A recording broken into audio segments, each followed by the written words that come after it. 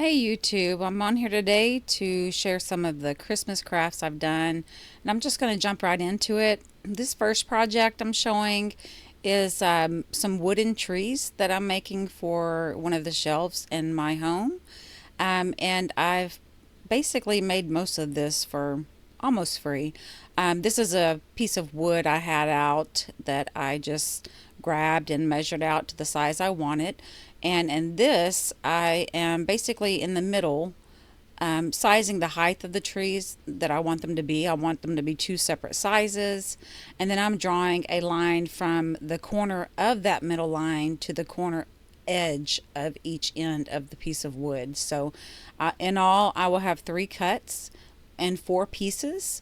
And I'm just showing a quick or a brief part of me sawing the wood or cutting the wood, because obviously I have no shop. I'm using the steps on my porch and I have no way to clamp the wood down in a safe measure, so I don't want to promote any unsafe habits on here. But basically I'd cut the wood and then I used a sanding block. That's all I could find at the moment. And I've sanded all the edges just to smooth it. I don't need it completely smooth, but I do want to buff away any rough edges and not have any splinters. But once I've gotten the wood cut, sanded, cleaned, I brought it inside to go ahead and start attaching the pieces to each other. I couldn't find any wood glue. You'll see that's the common thread in this video. I didn't seem to find everything I was looking for. So in this case, I used E6000, an old tube that I did have on hand, and I combined the uncut sides of the two boards to give a wide bottom and a narrow top. And I'm using a paint stick that I had left over from another project. You can see it's half stained. I think I used it to stir some stain. And I basically just snapped it in half to use as the backing for this tree to add the 2 pieces together. I added the E6000 in the middle of the 2 pieces of the tree and on the sides of the paint stick to attach it to the back. And then I used a manual staple gun to staple those into the wood. And I have 2 trees cut with this 1 piece of wood, and I do later come back with another paint stick and add more to the top just to give it a little extra security. But in this part of the video, it's just showing where I've attached the back. Then I flip the pieces over and I paint it. I'm using the Waverly white chalk paint and just a little sponge brush that I had on hand.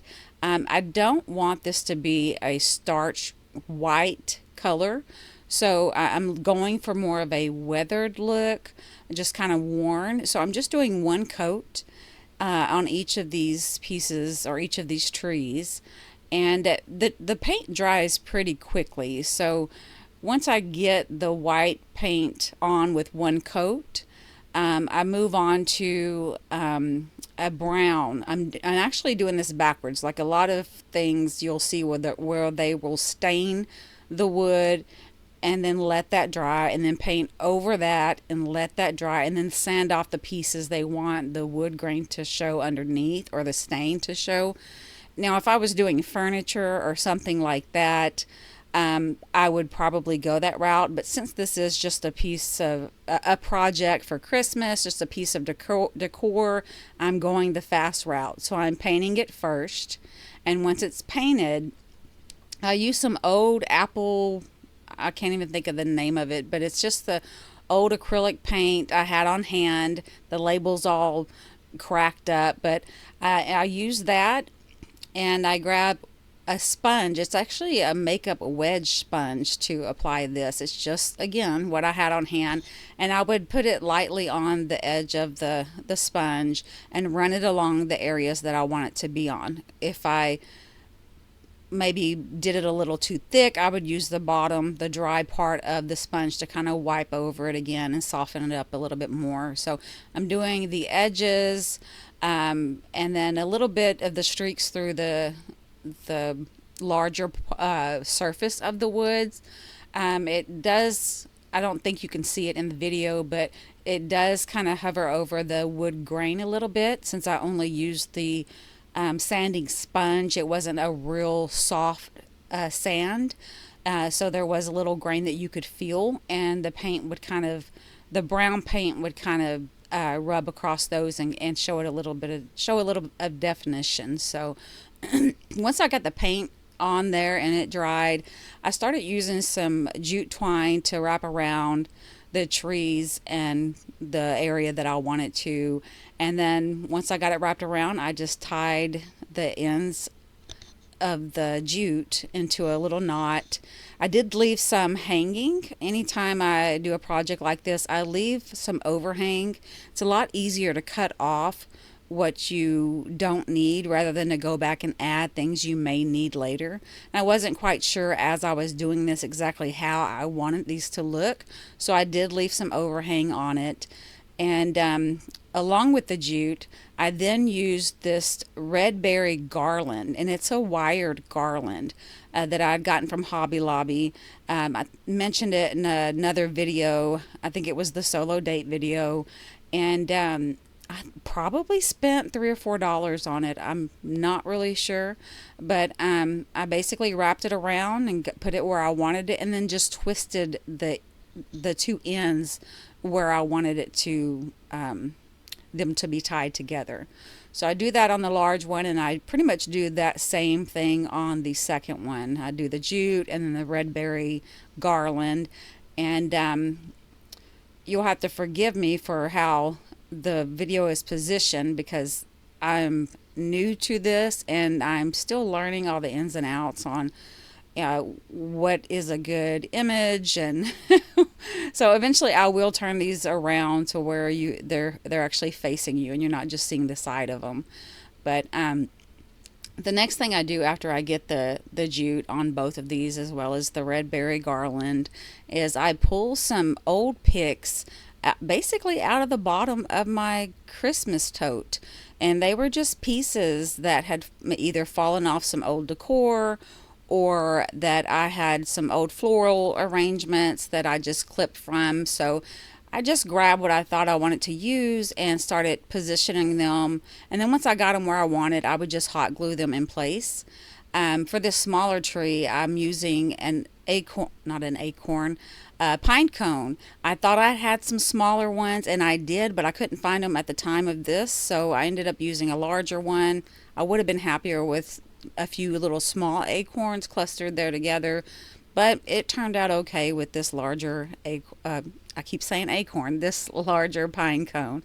So for the other tree, the larger tree, the greenery picks that I'm using there, those actually fell off of an old decor piece that was gifted to me, and I've just hung on to it for so long because I didn't want to get rid of it. I figured I'd use it eventually and just dress it up or fix the pieces that had fallen off. But I grabbed those and positioned those and thought they worked out for the project that I was doing, and I added those to this larger tree. And then after I get those added, I pull out some, they're little bells, and I've had those in my Christmas box for years, and I've gotten those from the Dollar Tree, and it's just a small package. It's little bells, and they're actually on a string, like a little garland of bells. But I did go by the Dollar Tree this year and see that they still sell those. So they're still there for $1.25, but I had gotten these for another project a long time ago and had several left. So I basically just cut the string off on a couple of the bells and then threaded those bells into the jute that I had left as an overhang, and then hot glued them in place just under the top of the little covering of the bell so they could still have the bell sound. And I think that is pretty much getting close to wrapping these up. And then Here's an image of them just sitting on my shelf. The picture doesn't do it justice. The lighting is not great, but it's just a little craft I basically did for almost free. I guess you could calculate that maybe there was a dollar or two spent if I were to estimate how much of the berry twine or garland I used and some of the older items I had left over from other crafts. They were probably pennies on the dollar for what I actually used for this. And the wood, of course, I had on hand. I do a lot of wood crafts and I just use that. So the next project is, it's a pretty simple project, but it's one of those thrift store finds. I used to do a lot of after Christmas or after any holiday or season shopping, and I would buy things on markdown. And this particular piece, it was a wreath that I believe I'd gotten from a Dollar General. When I see the tag on it, it looks like a Dollar General tag. And it says, I think it was like $3 on it, but I know I didn't spend that for that. I probably got it close to a dollar. And this particular thing was a wreath that was in the shape of a square. And I'd bought a few of those because at the time I'd lived in another place and I thought it would be cute to decorate them in different areas in these with these square wreaths. But I never used them for the next Christmas. I ended up in the RV and I've just had those in a tote and just keep moving them to the side each year. But in this case, I pulled this wreath out and just started bending it. And it's one of those that's got a wire backing. It's not that hard wire. It's more like that flexible wire on the back, kind of the cheaper wreaths. And I just formed it into a triangle for a tree. And then I had this other piece of wood on hand that where I was going to sit it, it needed more of a base. So I zip tied that piece of wood onto the bottom of the tree after I moved all the pieces away from it. And then I clipped the ends of the zip tie and I actually used some of that same brown paint that I still had on hand to just cover the zip ties and a little bit of the front of the wood, which you ended up not seeing anyways once I repositioned the stems on the wreath. So I wanted to add some little ornaments hanging in the middle and so on, but I ended up not doing that. So moving on to the last project, I had bought these little houses from a Salvation Army thrift store, and they were packed together, and it had marked on it $3.99, and they were half off, so I had got them for $2. And I knew when I got them, I wanted to use them as something in a Christmas decor. So basically, I cleaned them up pretty good and decided I wanted to paint them. They each have these little cutouts, like these little window areas. And I had an idea, and I decided to try it with this, and I'll show you that as we come. And I end up using that same Waverly white chalk paint. And I'm kind of going for the same effect, that weathered, worn, or aged look. And so I just paint over the black. Again, I'm not needing a complete coat. I don't need it to be solid or stark white. So I just do one coat. I get enough on there, and then I just do like a full brush stroke from the bottom to the top or top to the bottom, just so there's no brush strokes in the middle of it.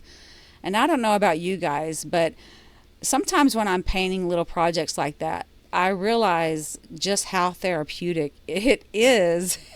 And then when I go back and look at it, and I'm just watching the paint cover the project, it's just as satisfying for me. But I guess it's just me, I don't know. But I basically paint all three of these houses in the white, and then I'll come back with that same brown and kind of give it that worn look as well. And once I get there, I will then show you what I do with these little window areas on these houses, just to try to give it that extra Christmas feel. And I don't know if I sit here and show you that I paint every one of these.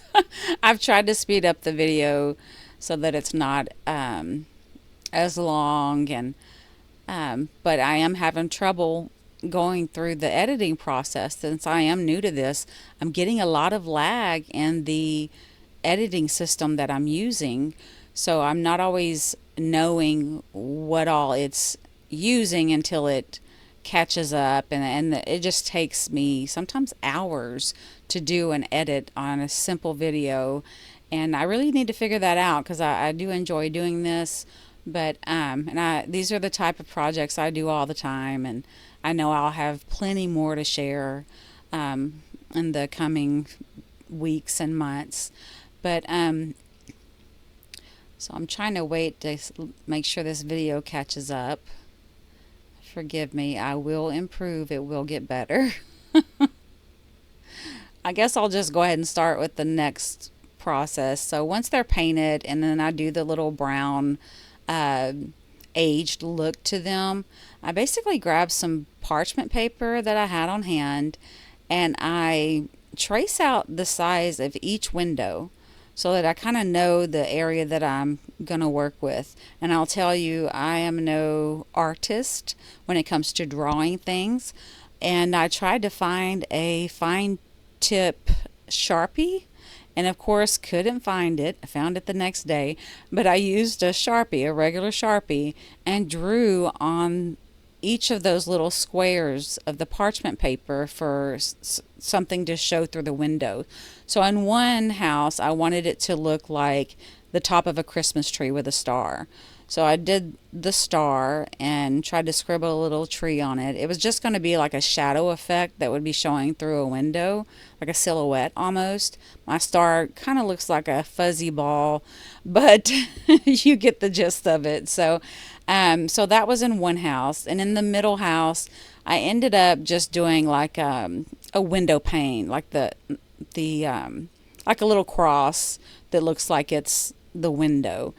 And then the larger house, because that window to it was on the bottom, I thought of a doggy door or something like that. So I tried to scribble the image of a little dog and a cat, and basically tape those inside of it. So once they were drawn on the parchment paper, I would grab the basically just regular tape. I guess it's not packing tape, but gift wrapping tape. I'll say that. That's what I had on hand. And I would tape the side of it, like my tape would face down on the side of it that had the drawing on it. And then I would leave an overhang on that tape so that I could go through the house and underneath it and tape it to the inside of the house. So the part of the parchment paper that was showing from the outside was actually the back side of the drawing. And that's pretty much what I think the video is caught up now. I'm not sure, but it looks like that's what I'm doing here. Once I get those taped in, I put them on the shelf that I want them on. And I had, again, because I do a lot, or I've done a lot of after Christmas or after season sales. For some reason, I had like 6 packs of the small battery powered lights, the little tiny twinkle lights. And they have different settings where you can have them to flash or just stay solid.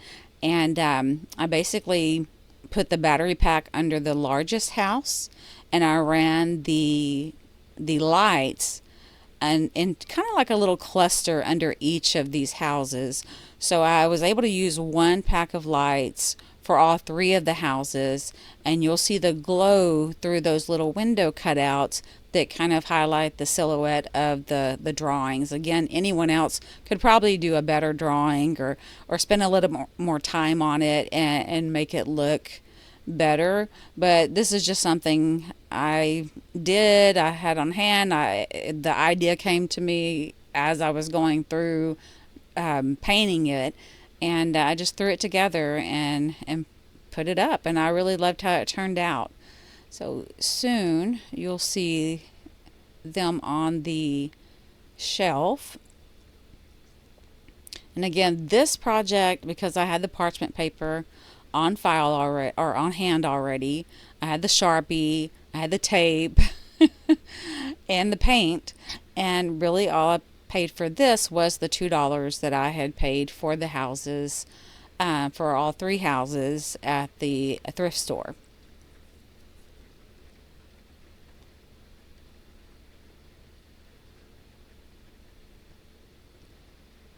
Okay, I'm not sure if it's catching up yet, but okay, so here it is. I think I'm showing where I did the lights, and you can see the little dog. You can almost make out that that's a dog. I don't know if you can really tell that's supposed to be a cat, but yeah, that was my efforts. And then I'm just bundling up. I don't want the lights sitting directly on the parchment paper. I didn't want the lights to be obvious. I just wanted them to have a little glow through the windows. So I just kind of bunched it up and let it sit at the back of the house underneath it. And of course, these houses are hollow on the inside. But yeah, so that was my $2 Christmas decor um, hack. So I will say this. As I stated, I am new to YouTube, and doing some of these videos, I'm realizing how much effort and time it takes, not just to do them and remember to make sure your camera's charged or your phone's charged and you have enough space, and then also going back through to edit them and add voiceovers or music or anything else. And I can tell you that it's work. So shout out to all those people who've been doing this for years. God bless you all. I do want to continue doing this. I want to get better at it. So this is one of my efforts in trying to put something out there to share, and there will be more to share in the future. And I can't wait to get better at the editing and the talking on camera and all of that. And but I hope you guys enjoy it. I'm going to tag in the video from my Christmas decor video of Christmas in my RV. And I hope you guys stick around. If you like the video or the content, subscribe, like, share, and drop in and say hello. I'd like to hear from you. I hope you guys have a great day, and you take care. Bye.